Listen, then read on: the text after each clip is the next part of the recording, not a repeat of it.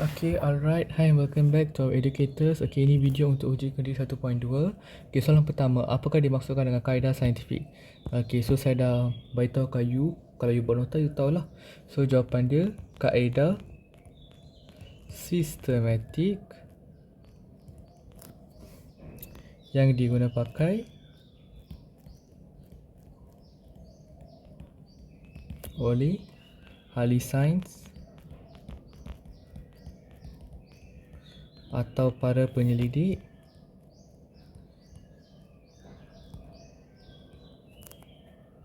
dalam menyelesaikan masalah berkaitan sains.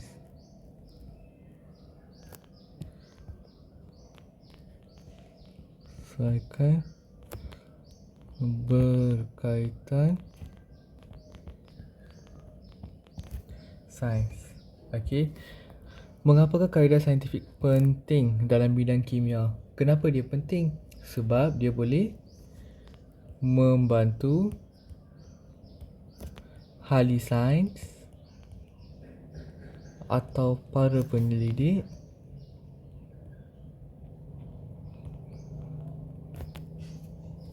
menyelesaikan masalah dalam bidang kimia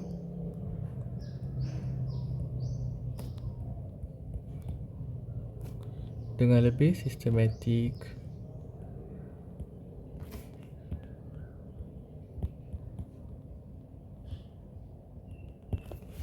Done. Okay, and number 3. Okay, ni macam soalan ala-ala soalan exam lah. Okay. Anda diberi satu baldi ketulan ais, sedikit gula, sedikit sida peliukat dan jam randik. Rancangkan satu eksperimen menentukan sama ada gula. Okay. So ni soalan. Okay, macam mana nak buat? Okay, prosedur sangat simple je. You nak buat sebelum tu you kena rancangkan. So apa you punya skills yang kena ada? You tengok kat sini saya dah ajar dah. You perlu membuat perhatian. You dah baca soalan. You perlu membuat inference awal. Okay. And then you perlu menemukan masalah dah. You kena membuat hipotesis. You kena mengenal pasti pemboleh ubah. You merancang eksperimen. Ini 3 lah yang kena ada dalam you punya scheme nanti. Okay. So macam mana? Okay. Sekejap. So apa hipotesis dia? Beritahu je lah. Hipotesis ialah sekejap. Okay, so you kena beritahu you punya pemboleh ubah dimanipulasi. Apa yang dimanipulasi dalam benda ini? Okay, so yang dimanipulasi ialah gisim gula lah. Yang digunakan. Okay. Apa you punya bergerak balas? You punya bergerak balas adalah kadar atau masa yang diambil untuk ais cair. Pencairan ais. Apa you punya dimarkan? Macam saya nak bagi sangat simple sahaja. Gisim ais. Okay, you can ask me, Allah, macam mana you agak ni hipotesis? Okay, hipotesis dia macam andaian awal kan, saya bagi tahu kan. So kat sini dia dah bagi tahu andaian awal dia. Dia kata dia nak merancang eksperimen untuk menentukan sama ada gula dapat meningkatkan kadar pencairan ais. Maksudnya dia pun tak tahu gula ni dia boleh meningkatkan kadar pencairan ais ke, tak tahu. So kita berhipotesis bahawa gula dapat meningkatkan kadar pencairan ais dulu. Kita buat yang positif.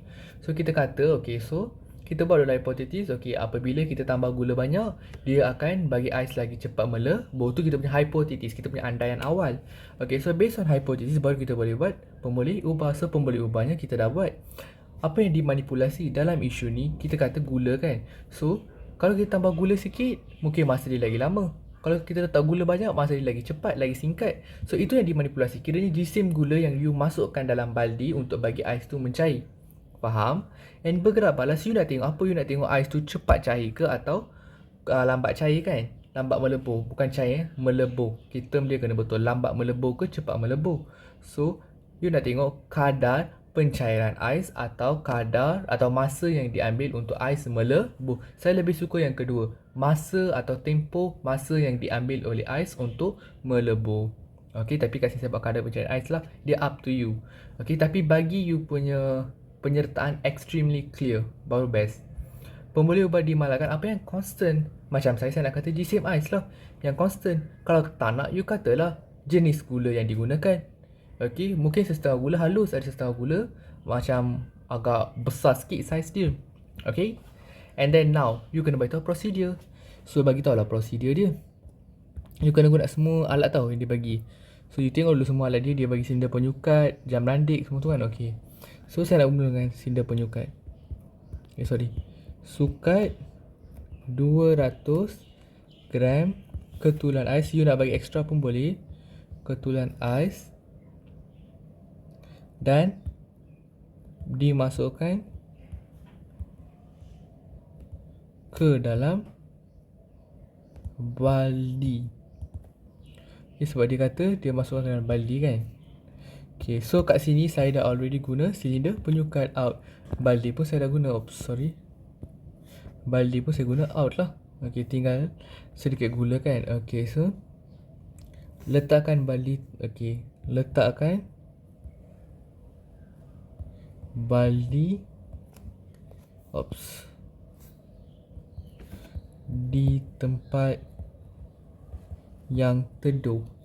Okay, kenapa kita letak di tempat yang teduh? Sebab kalau you letak di tempat yang panas, ais tu cepat melebur lah kan. Kita nak tengok, kita bukan nak tengok dia cepat melebur ke lambat melebur. Kita nak tengok dia cepat melebur ke lambat melebur when ada gula. Kita bukan nak tengok dia cepat melebur ke lambat melebur when suhu dia ekstrim. Okay, selama 2 hingga 5 minit lah. Ni just a prediction Okay, nombor 3.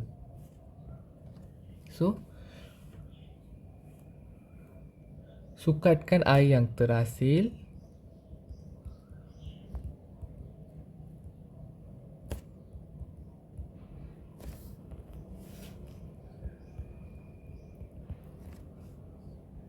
dalam baldi tersebut dengan gunakan silinder penyukat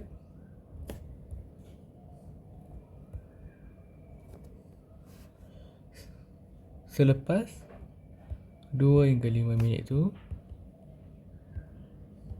and then catatkan bacaan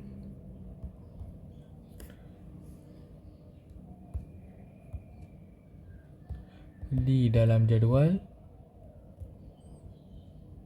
And lastly, nombor 5, ulang langkah 1 hingga 4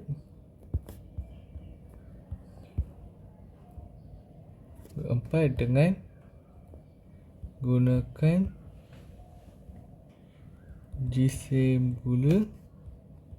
Jangan kata jisim gula yang berbeza tau. You katalah jisim gula berbeza tu berapa.